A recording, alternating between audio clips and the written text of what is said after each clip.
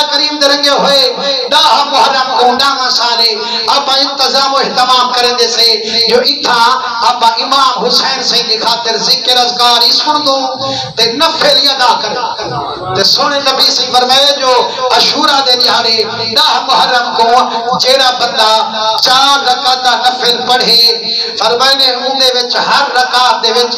الحمد شریف کرو بعد 11 دفعہ قل شریف پڑھے فرمائے نے جدا 4 رکعت مکے سے اللہ 50 سال دے گناہ معاف کر چھوڑا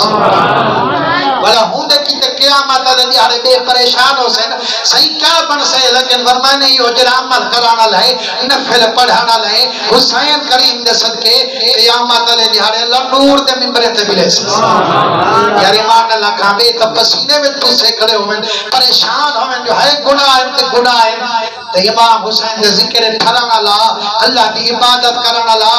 نور دے کرسیاں ہوئے نور دے منبر ہوئے